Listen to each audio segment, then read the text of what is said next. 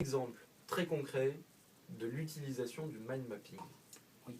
Alors pour bien comprendre juste avant, Ouais. une notion essentielle sur comment fonctionne notre cerveau. Ah. On a deux parties, une partie gauche et une partie droite, un hémisphère gauche, pardon, hémisphère droit. Le gauche, il est plutôt orienté, tout ce qui est linéaire, mathématique, logique, rationnel. Et la partie droite, eh ben, c'est le rythme, la couleur, l'imagination. Ça va être tout ce qui fait qu'on a cette créativité. Et ben, le mind mapping, il a cette qualité, c'est de faire travailler les deux parties du cerveau en même temps. Pourquoi? Parce qu'on va faire de la structure, donc la partie gauche, et on va aussi faire du dessin, de la couleur. On va y mettre des sensations, et ça c'est la partie droite. Ça veut dire qu'on va faire jouer les deux. C'est pour ça que les professeurs de temps en temps nous disaient à l'école, mais mettez surligné en couleur, mettez de la couleur, non? De toute façon, la couleur, ça fait toujours du bien. Ouais. Donc ce qui est clair, c'est qu'on a besoin de couleurs, on vit dans un monde en couleur, on vit dans un monde de spatialisation, de 3D, donc c'est ça qu'on va faire jouer aussi en faisant cette arborescence. Et puis comme vous disiez, pour reprendre un exemple tout simple, c'est que pour des petits, quand on veut leur apprendre par exemple la cigale et la fourmi, eh ben, on va leur dire surtout une chose, on va leur dire, écoute, surtout tu n'apprends pas la cigale pour l'instant. Alors déjà, c'est étonnant. On va leur dire, surtout tu vas t'amuser.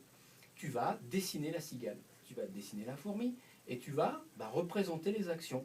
Ayant chanté tout l'été, il peut faire une petite note de musique, un petit soleil pour l'été, se trouve à fort dépourvu, il peut faire un point d'exclamation, quand la bise fut venue, un nuage qui souffle. Et puis bien sûr, il y a maman qui vient et qui dit, fais un gros bisou à maman. Parce qu'en fait, il y a ça aussi, il y a toutes ces sensations, ces émotions. Et une fois qu'il a fait toute sa poésie comme ça, c'est déjà intégré.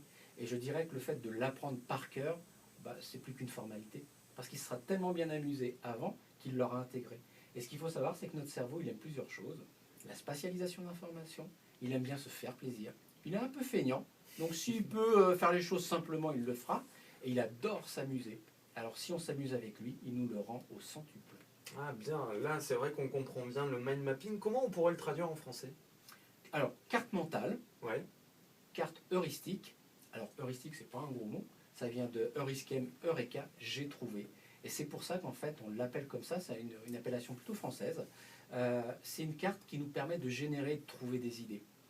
Et ça veut dire, alors là si je comprends bien, du coup on vient de parler du domaine scolaire, mais ça veut dire que dans le domaine de l'entreprise, on peut se servir de ça? Et de plus en plus. Je forme beaucoup d'entreprises, depuis les top managers jusqu'à la production, jusqu'aux agents de maîtrise. Pourquoi? Parce que, en fait, je crois que si on devait définir un vrai défi d'entreprise aujourd'hui et demain, c'est de générer des idées. Tout a commencé par une idée. Que ce soit un produit, un service, ça a germé dans la tête de quelqu'un. Si on peut le retranscrire, le donner et puis le restituer, eh ben, c'est l'entreprise qui gagne. Donc ça permet de générer des idées, ça permet de s'organiser, de structurer, et puis de faire jouer, encore une fois, les deux parties du cerveau, et ça c'est super important. Et en organisation, aujourd'hui, c'est de plus en plus utilisé. Gérard Servier, on marque une courte pause.